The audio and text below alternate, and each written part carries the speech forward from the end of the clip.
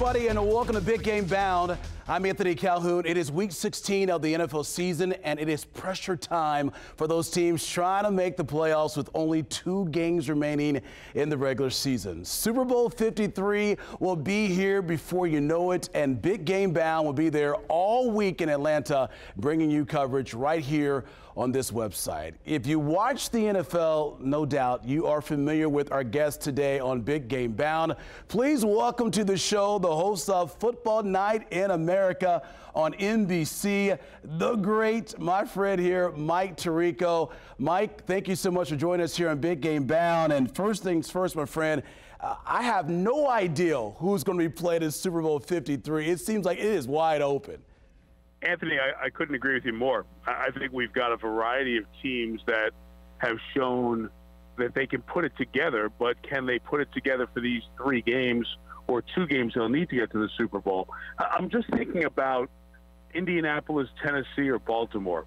2 of those teams likely will miss the playoffs. I think any of those teams could give Kansas City or the Chargers or Houston a really good game, or the Patriots a really good game, if not beat them. So what I'm alluding to is I think everybody who gets into the tournament can beat the other guy. There's no velvet rope of the VIPs set up as we go into 2 weeks away, the playoff run. So I think this is going to be an exciting, hard-to-figure playoff, a little wide open, and I think that makes for great, great viewing for all of us fans. Yeah, I was going to ask you that. That's got to be great for these football fans here when you think about it, knowing that anything can happen really on any given Sunday, right? Absolutely. I don't think people saw the Chargers going into Kansas City and knocking them off, especially when Kansas City was up 2 touchdowns with just 3 or 4 minutes left in the game. So that gives you a good sense of where the league's balance is right now. The way the Colts dominated a Dallas team that had won 5 straight games, it wasn't just domination on the scoreboard, it was domination up front. The Colts controlled both lines of scrimmage. So when you start to see those things, then you never know. And then just this past Sunday night, here's Philadelphia with its backup quarterback, down multiple defensive backs. The Rams are coming off 2 games where the offense wasn't hitting on all cylinders. You thought the Rams would come roaring back offensively, and the Eagles win the game. And they jumped out to a big lead late in the 3rd quarter. So to me, that's what really has put me almost in an uncertain spot every time I'm looking at the league and saying, okay, I think we have the answer this week. In fact, we don't. Well, you know, Mike, let's take a look at the MVP situation right now in the NFL. You take a look at those 3 names there on the screen. Of course, Patrick Mahomes for Kansas City, Drew Brees with the Saints, and then you got Phillip Rivers there with the L.A. Chargers. From those 3 players, Mike, who's, by the end of the day, who will be the MVP of the 2018 NFL season, do you believe? Well, if you would have asked me last week, I would have told you Mahomes. 2 weeks ago, I would have told you Brees. And this week, I might tell you Rivers. Watching what he has done with the Chargers. You know, with both Rivers and Brees, there's a little bit of that career accomplishment facet to this that's really interesting. I think if the Chiefs really are dominant offensively the last 2 games, and Mahomes puts up a 50-touchdown season, which is possible, then it's going to be hard to vote against Patrick Mahomes. If the Chiefs don't get the #1 seed and it's New Orleans, you're going to have a tough time looking away from Brees, all the career accomplishments this year. But then you say, hey, they just won a game against Carolina where it was a 3-point game. The running game is what got them done, and Brees made a huge mistake trying to go up 7 through a pick on a 2-point conversion, and instead of being a touchdown game, it was a field goal game. So they have not been as good, and his offensive line is banged up. Might not be conducive to putting up big numbers over these last couple of weeks. And then you come back to Rivers, who has always been in position to win games and just felt like more times than not, he was the guy running down to the official, begging for that pass interference flag that wasn't called. Well, this year you don't see that. This year you see them winning close games, winning tight games, and I think building huge confidence. Yeah, how impressed have you been, though, with Phillip Rivers, what he's been able to do? It appears to me that, this guy has just new life, obviously under a new head coach. When you think about it, out there with the Chargers, he is definitely a different type of player that we have seen in the past, I believe. I agree, Anthony. A couple years ago, people were ready to move on from Rivers, and here comes Anthony Lynn, a defensive or a running back by trade, but certainly with a great defensive-based team in Bosa and Ingram. Eric Weddle was there, then he left Baltimore, but they bring in Derwin James now at safety, who's defensive rookie of the year type material. But a lot of folks thought, you know what, Rivers' time has come and gone. He's not going to be that elite quarterback anymore. And he's turned into just that. They lost their first four games, last year. A couple of them on field goal misses. Those are some oddities that happened, extra point misses, things like that. Then they rallied back and finished the season very strong. As a matter of fact, if you go from those 4 games that they lost and draw a line there, from that point last year to right now, no one's won more games in the NFL than the Chargers. So they have put it together not just last year, but this. And I think Rivers is huge to that. 3 receivers, Gates coming back after the injury to Hunter Henry in the offseason to give them good tight end play. Melvin Gordon, outstanding. Austin Eckler adding to that.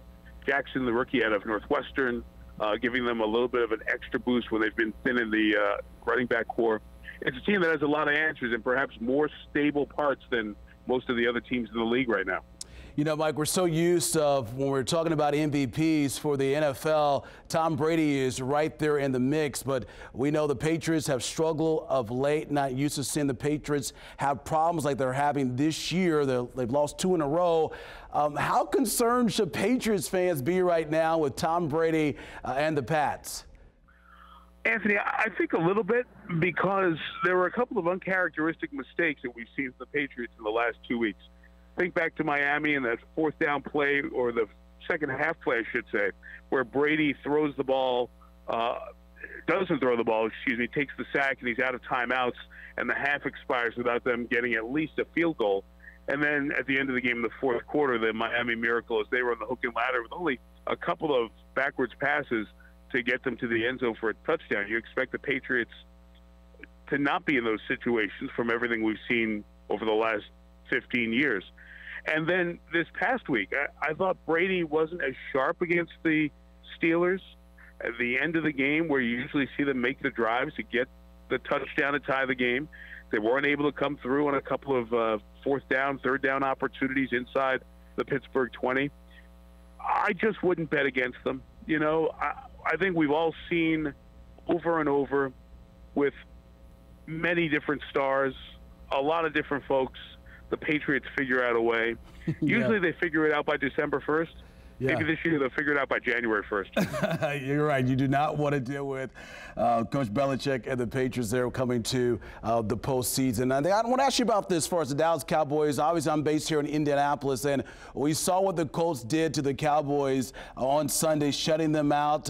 First time the Cowboys have been shut out in over 15 years. There was so much enthusiasm from the Cowboys fan base coming into that game on Sunday against the Colts. And now Dallas fans are wondering what the world is going on.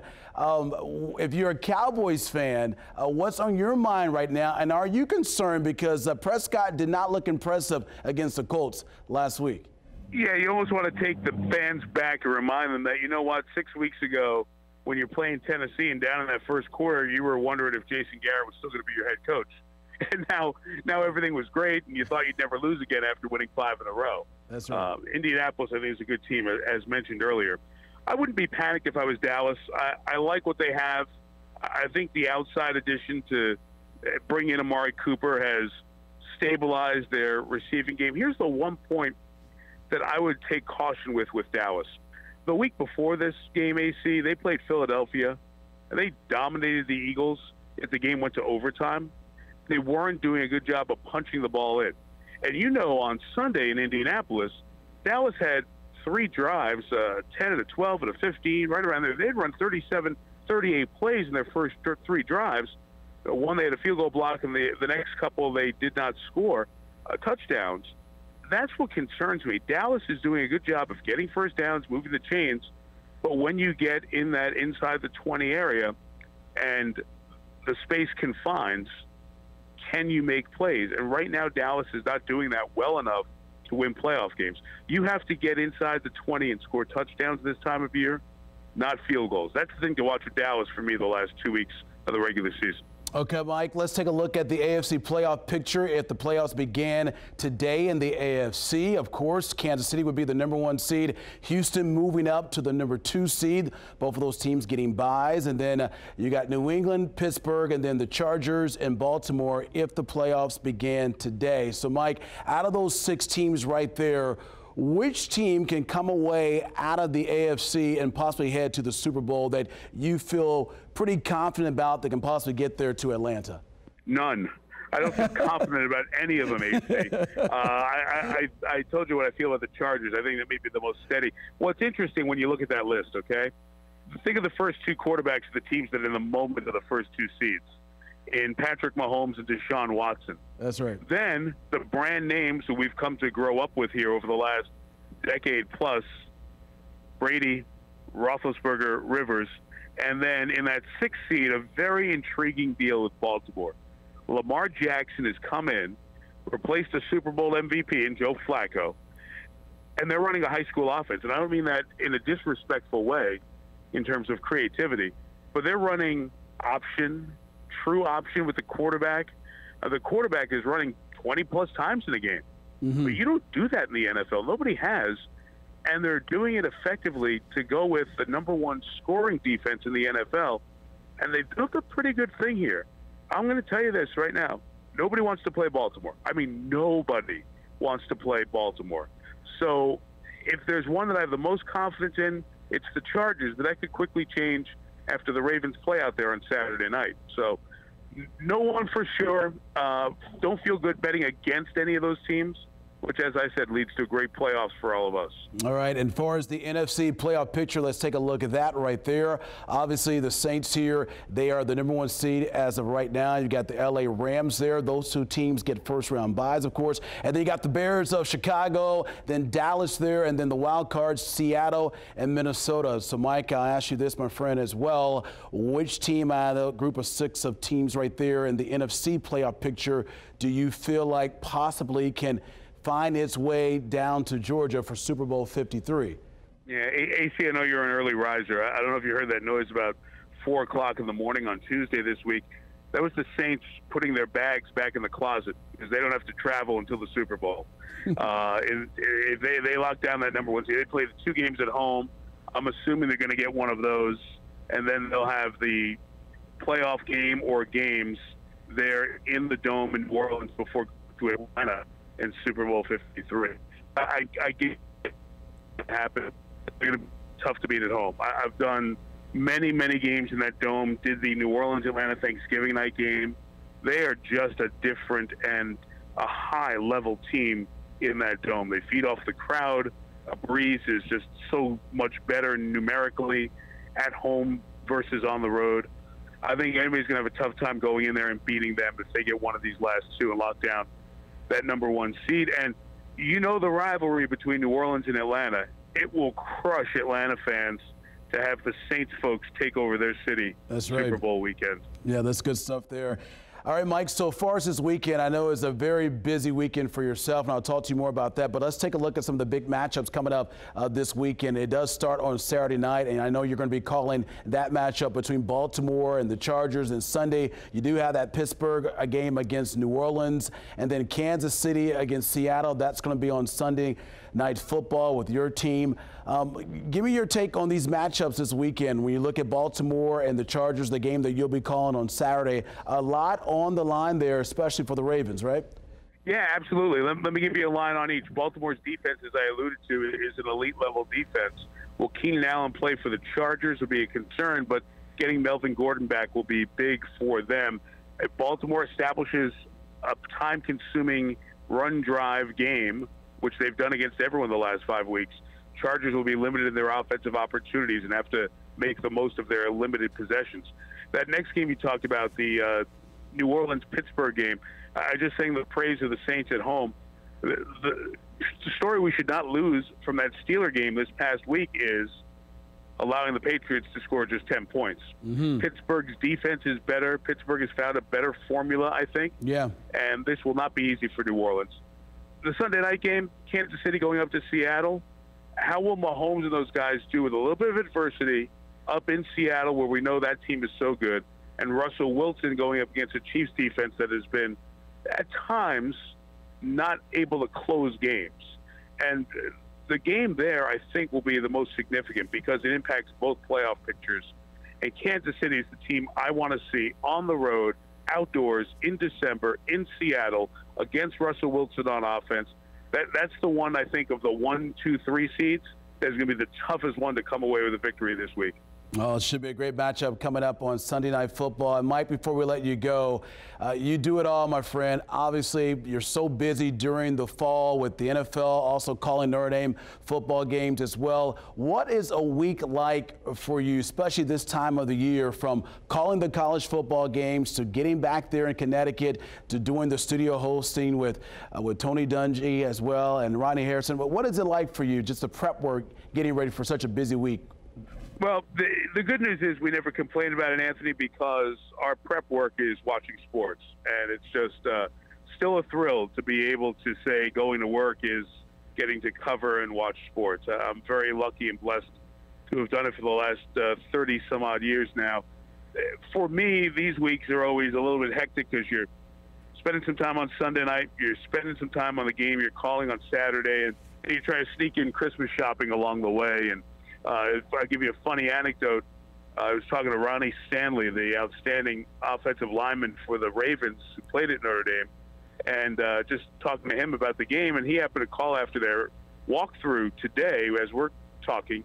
And I was right in the middle of a parking lot getting ready to go into a store and do some Christmas shopping. So kind of made my Ronnie Stanley notes on the back of my Christmas list. But you know what? That's what we all do in whatever we do this time of year.